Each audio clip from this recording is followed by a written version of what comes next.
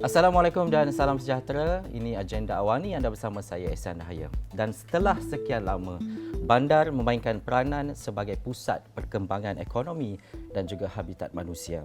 Aspek kedinamikan dan juga kelestarian mula menarik perhatian sosiologi bandar serta akademik bagi memastikan bandar dan masyarakatnya mempunyai kehidupan lestari di bandar. Bagaimanapun banyak persoalan, terutamanya bila kita bercakap berkaitan dengan hari ini, esok dan juga masa depan.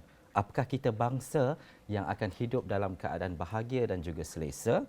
Bagaimana masa depan dunia dan penduduknya? Dan apakah akan wujud konflik kehidupan bandar yang tenat? Kita nak bercakap berkaitan dengan perbandaran dan pastinya untuk melihat kepada apa perancangan dan juga aspek masa depan, kita nak bersama dengan Datuk Seri Maimunah Muhammad Sharif, Pengarah Eksekutif UN Habitat, bersama-sama saya di studio. Saya cukup bertuah hari ini bersama dengan Datuk Seri, tapi pertama sekali Datuk Seri kita nak melihat kepada realiti, terutamanya bila kita bercakap berkaitan dengan perbandaran, pembangunan dan sebagainya. Di Malaysia dan juga dunia, realiti hari ini bagaimana Datuk Seri? Terima kasih Cik Ehsan Yahya kerana telah, dan juga Asro Awani kerana telah menjemput saya ke studio pada pagi ini untuk berbincang tentang perbandaran. Rata-rata di seluruh dunia, perbandaran yang pesat adalah satu cabaran yang serius. Bukan hanya di Malaysia, tapi juga di negara-negara lain. Dan perbandaran yang tinggi ini, kalau kita lihat dari segi global, di benua Afrika dan juga benua Asia yang mencatat perbandaran yang amat tinggi. Dan apabila kita melihat pada aspek perbandaran, dia akan berkaitan dengan aspek kualiti hidup di bandar. Sebab pada kajian kami pada tahun 2030, 68% ataupun 2/3 daripada penduduk dunia akan tinggal di bandar. Di Malaysia sendiri pun 75% penduduk-penduduk di Malaysia tinggal di bandar. Ini merupakan 20% lebih tinggi daripada global average. So apabila kita melihat pada perbandaran ini, akan adalah masalah dari segi yang sering diperkatakan sekarang, masalah-masalah perbandaran dari segi COVID-19. Apakah impak daripada perbandaran juga penduduk dari segi kualiti hidup dan juga kos hidup. Kedua, pertukaran iklim ataupun climate change yang telah pun banyak membuatkan aspek-aspek perbandaran yang memburukkan lagi segi global warming, dari segi sea level rise, dari segi banjir, dari segi tanah runtuh dan sebagainya. Yang ketiga, kita lihat dari segi kualiti hidup itu sendiri, di mana dari segi perancangan dan juga aspek perancangan bandar itu sendiri, di mana kita akan meletakkan dari segi public transport ataupun mobility awam. Saya tak nak menyatakan tentang pengangkutan awam. Pengangkut nanti lebih kepada kenderaan. Mobility awam terlibat sekali dengan pejalan kaki, basikal dan sebagainya. Dari segi pencemaran alam sekitar, dari segi pencemaran laut sekarang ni, dan juga dari segi bagaimana penduduk-penduduk di bandar itu boleh melaksanakan, menjalankan kegiatan harian di mana mereka tinggal, mereka bekerja dan juga mereka berrekreasi. Terminologi live, work and play. Tanpa kita melihat kepada penjarakan yang jauh ataupun dalam aspek kata compact city. So di sini saya ingat itulah yang rata-rata dunia sedang mengalami.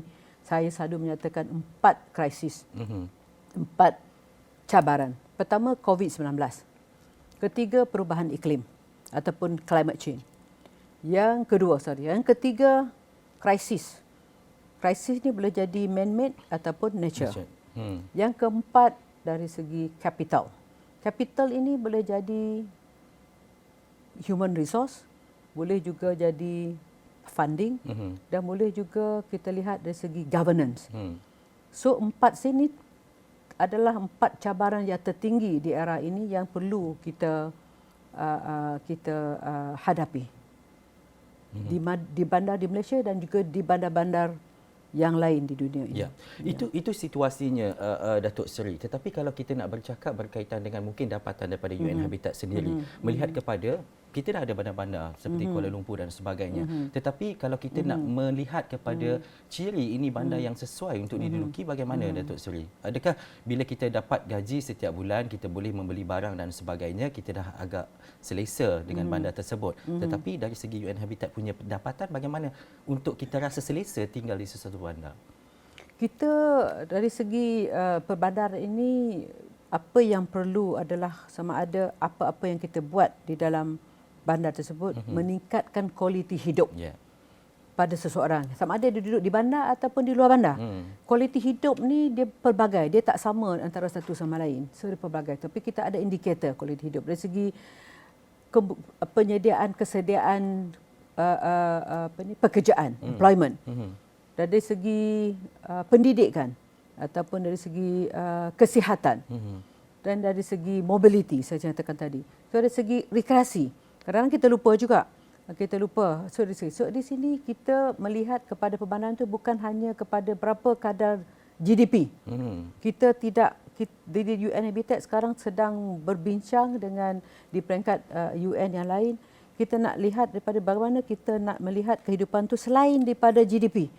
Mungkin dari segi gross national product itu tinggi. Tapi kalau dia boleh, kalau dengan adanya dapatnya dari segi nilai gross domestic product atau gross GNP dan GDP itu, tetapi dia punya akibatnya merosakkan alam sekitar, merosakkan ini, itu sangat tidak. Kerana banyak orang melihat kepada happiness. So bagaimana kita happy, kita selesa, kita lestari. Kalau dalam bahasa itu kelestarian bandar tersebut. Yang ini penting. Tapi yang kedua, nak mendapat kelestarian tersebut, saya berpendapat banyak terletak kepada leadership yang di peringkat, pelbagai peringkat, sama ada di peringkat leadership peringkat global, di peringkat national, di peringkat member state, di peringkat local government, di peringkat community dan juga di peringkat NGO. Leaders yang bold, yang committed, yang nak melihat kepada bukan hanya the normal kadar yang biasa, transformatif, lompatan tu. Sebab kita COVID-19 ni dah membawa kita ke belakang. Progres tu dah ke belakang. So mungkin kita daripada andaian kajian-kajian yang kita tengok, mungkin kita tak dapat mencapai apa yang kita ingin capai dalam New Urban Agenda dan juga Sustainable Development Goal tu pada tahun 2030. Kalau kita bergerak pada kadar yang sama, memang daripada kajian kami amat sukar untuk mencapai 17 goal ataupun matlamat yang telah pun kita buat di tahun 2015. Tapi kita perlukan transformative, bold leadership membolehkan. Datuk Seri cakap kalau kita bergerak dalam kadar yang sama, adakah kita bergerak slow ataupun perlahan sangat sekarang ini, Datuk Seri? Saya berpendapat dalam kalau melihat kepada global, ada yang pelbagai faktor yang kita ambil kira, sama ada kita nak mengata kita bergerak perlahan ataupun tidak. Ada negara-negara yang prioritinya, contohnya ada prioriti yang dari segi melihat kepada perumahan, prioriti melihat kepada kemudahan awam, melihat kepada mobility, melihat kepada kesihatan. So kalau kita nak melihat, sama ada nak menjawab soalan Encik Ehsan tadi, adakah secara global kita pergi ke hadapan begitu ni. Ada negara-negara yang telah bergerak selepas melihat kepada COVID-19, dia menjadikan COVID-19 sebagai satu peluang untuk bergerak ke hadapan melalui inovasi, melalui transformasi.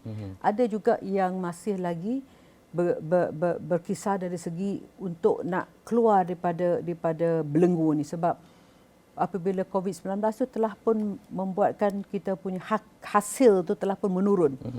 Dan juga dari segi capacity itu telah pun menurun. So di sini yang saya cakap tadi, kita perlukan satu situasi untuk kita melonjak ke hadapan dengan lebih daripada cara kita yang sebelum ini. Ya. Ya. Ada berita yang kita dengar contohnya baru-baru ini berkaitan dengan Karachi, sebuah bandar di Pakistan menduduki tangga pertama sebagai sebuah negara bandar yang paling tidak sesuai untuk didiami disebabkan keadaan busuk, kotor, infrastruktur dan sebagainya. Itu cerita di luar negara lah. Tetapi bila berbalik kepada Malaysia, di Kuala Lumpur dan juga di bandar-bandar lain, adakah Datuk Seri melihat kita berada di landasan yang betul, terutamanya untuk mencapai kelestarian yang maksimum, terutamanya dari segi perancangan dan juga hal-hal lainlah seperti yang Datuk Seri sebut tadi. Semua peringkat ni, semua ketua-ketua ataupun leader ini perlu memainkan peranan penting. Landasannya bagaimana, Datuk Seri? Ya. Di Malaysia ni saya berpendapat, saya pun telah sebagai pegawai pancang bandar dan sampai ke peringkat Datuk Bandar di Penang. Saya telah bekerja lebih kurang 30 tahun lebih. Yeah. Saya mendapat satu peluang untuk menjadi Under Secretary General dan juga Executive Director of UNHCR. Saya berpeluang melihat kepada negara-negara lain seperti Afrika, Latin America dan juga di bandar-bandar yang lebih maju. Malaysia mempunyai landasan ataupun dia punya landasan yang baik. Kita telah ada Malaysia telah ada dari segi governance.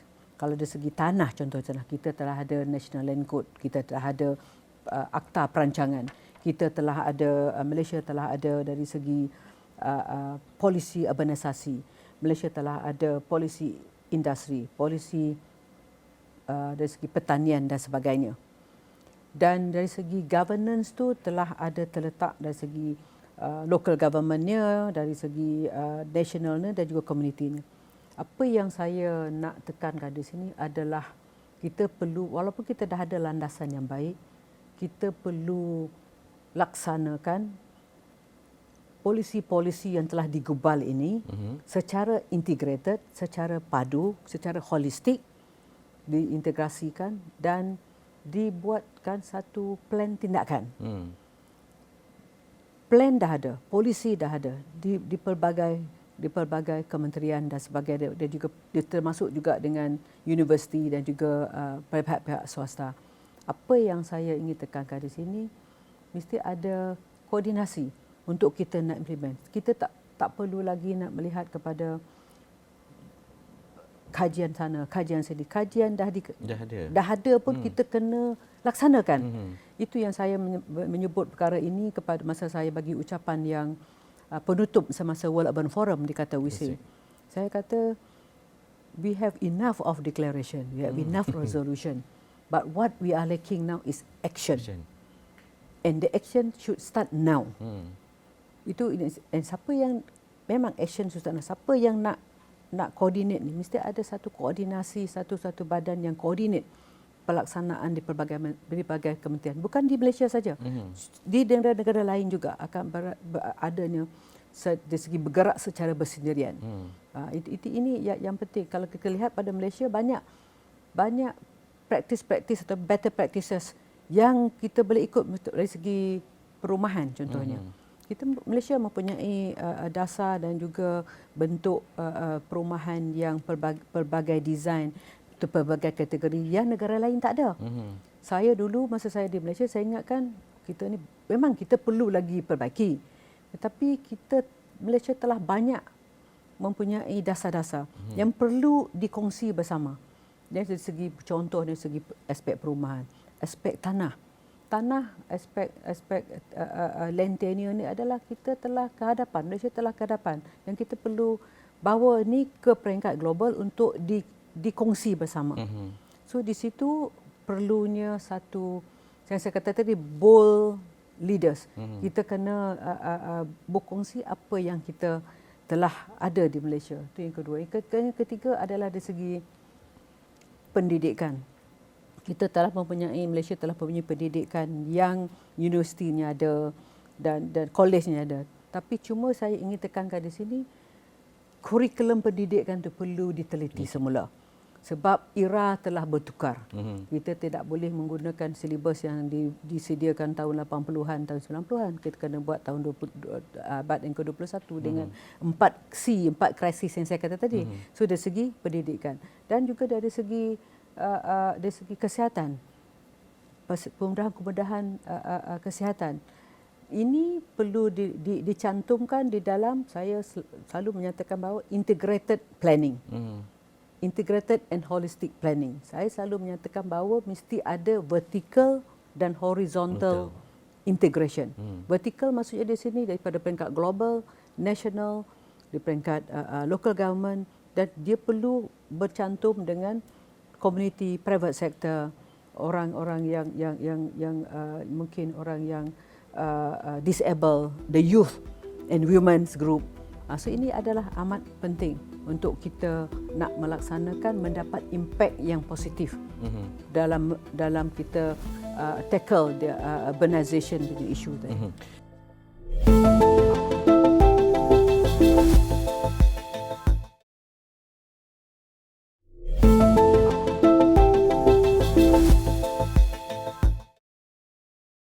Bila Datuk Seri bercakap berkaitan dengan tindakan, berkaitan dengan action dan sebagainya, apa sahaja yang dilakukan pastinya ia mengambil kira, ia berpaksikan kepada rakyat dan juga kemahuan kependudukan dan juga penduduk itu sendiri.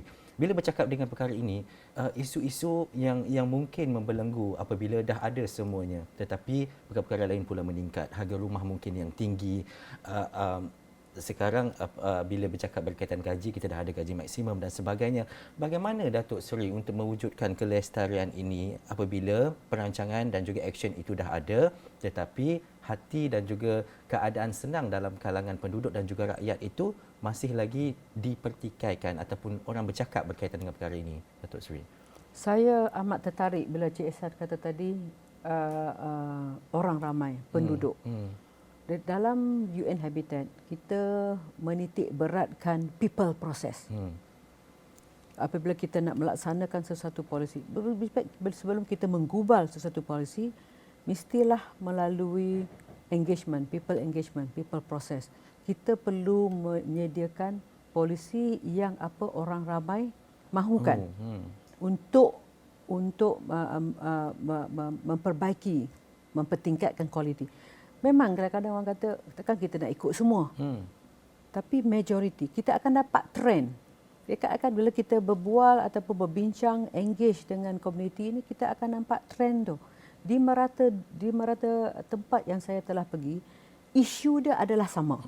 Cuma dari segi tahap seriousness dia tu berlainan daripada satu negara ke negara. So saya di sini, jikalau kita menggubal sesuatu polisi bersama dengan rakyat, membuat keputusan bersama dengan rakyat dan melaksanakan bersama dengan rakyat, ini akan menjamin kelestarian, sebab rakyat takkan dia nak minta sesuatu perkara yang untuk bukan meruntuhkan lagi kualiti ataupun menurunkan lagi kualiti hidup mereka. So di sini saya ingat resepi ni ataupun dia punya rahsia dia tu adalah kita perlu membuat public engagement, membuat kerjasama, berbincang dengan penduduk-penduduk yang akan terlibat di dalam pelaksanaan kita punya polisi tadi. Contohnya, saya datang ke sini hari pertama, saya pergi melawat beberapa projek. Beberapa projek saya melawat di DBKL. Projek yang telah pun digubal bersama semasa World Urban Forum 9. Kita ada di Kuala Lumpur. Dia orang kata legacy project, hasil daripada outcomes World Urban Forum 9. Saya pertama sekali saya pergi ke Tasik Titi Wangsa. Saya tengok sebelum dan selepas. Sebab dimaklumkan semasa World Urban Forum tu saya baru 3 minggu sebagai Executive Director UN Habitat ketika itu. Apa yang diperlukan oleh penduduk di sekitar itu adalah untuk kawasan yang untuk berrekreasi, untuk membawa family. Itu tumpuan yang pertama. Yang kedua, saya dibawa juga untuk melihat kepada River of Life. At that time, River of Life punya projek. Dibawa ke kawasan sungai yang di mana dimanfaatkan, integrasi bersama dengan urban farming. Yang sekarang ni kalau kita tengok harga barang pun mahal dan sebagainya, dan juga kekurangan makanan, barang-barang makanan. Ini bukan hanya di Malaysia, juga di negara-negara lain. Saya melihat kepada apa aktiviti yang dilancarkan oleh DBKL, melihat kepada urban farming yang diberi dan dibagi petak-petak. Saya pergi pada Wangsa Maju. yang pakcik yang duduk di kawasan tersebut, dia bersinar-sinar mata, dia kata inilah satu perkara yang kami nak bila COVID-19, sekurang-kurangnya kami ada sayur dan kami juga ada makanan yang boleh ni. Itu sebab saya lihat sebab kita berinteraksi dengan penduduk. Last kali saya pergi ke satu waste management di mana mereka boleh membawa sampah-sampah ni ataupun waste ni dijadikan tukar kepada cash yang boleh dapat menjadi minyak, tepung dan sebagainya. So untuk menjawab secara ni ada kita perlu berinteraksi, perlu public engagement dan juga people process. UN Habitat memang salah satu tools yang kita sediakan adalah people process, memang dah ada di dalam website kita, memang dah ada ciri-ciri bagaimana kita ingin melaksanakan perkara ini dalam menjalankan sebarang projek dan sebarang untuk menggubal sebarang polisi. Perjalanan tu sangat cantik Datuk Seri. 2009 yang seperti yang Datuk Seri nyatakan tadi, selepas tu ada follow up. Kita tengok balik jadi ke tak jadi, apakah perancangan itu benar-benar seperti yang kita mahukan dan sebagainya. Itu apa yang UN Habitat lakukan dan juga tindakan bersama dengan rakyat dan juga masyarakat. Bagaimana pula UN Habitat bersama dengan government ataupun kerajaan untuk memastikan perkara ini berlaku dalam rentas apa juga fahaman termasuk politik dan sebagainya supaya ia berlaku dengan sebaik-baiknya. Ya. Contohnya New Urban Agenda yang telah pun digubal dan endorse oleh semua 193 negara di Quito 2016. Apabila saya dilantik sebagai Executive Director, saya melihat kepada pelaksanaan New Urban Agenda di peringkat member state termasuk Malaysia dan negara lain. Saya lihat laporan yang dihantar kepada UN Habitat tidak banyak. 193 negara, kita hanya mendapat report 38 negara pelaksanaan. Apa dah jadi? So di peringkat UN Habitat, saya telah pun membuat satu kertas kerja dan berbincang dengan President of General Assembly. Dan saya kata ini sepatutnya tahun 2016 sampai sekarang UN Habitat perlu menyediakan coordinator report every 4 years untuk Secretary General. Tapi saya lihat tak ada report. Tak banyak report pun tak banyak report. Tu di peringkat UN Habitat kita telah pun mencadangkan high level meeting di New York pada 28 April untuk bawa balik semua member state ni, kita lihat status pelaksanaan. Apa dah jadi ni? Sebab tahun 2016 dah endorse. Tapi bila tahun 2021 kita dapat 38 report dia. Mana yang lain? So 83 negara telah pun dah membuat komitmen. Dia membuat komitmen bahawa memang ada kelewatan dari segi pelaksanaan New Urban Agenda ini. Kalau New Urban Agenda ini adalah sebagai satu mudah cara untuk kita nak mencapai Sustainable Development Goal tadi. Kalau New Urban Agenda tak dilaksanakan, macam mana kita nak capai? 83 negara telah pun recommit dia orang punya ni, dia kata memang kita apa yang ada sekarang ni, masa yang ada sekarang ni kami akan implement, kami akan hantar report. So pada UN Habitat kita monitor di peringkat global ni. Dan sekarang ni bila komitmen tu telah dibuat, kita telah senaraikan.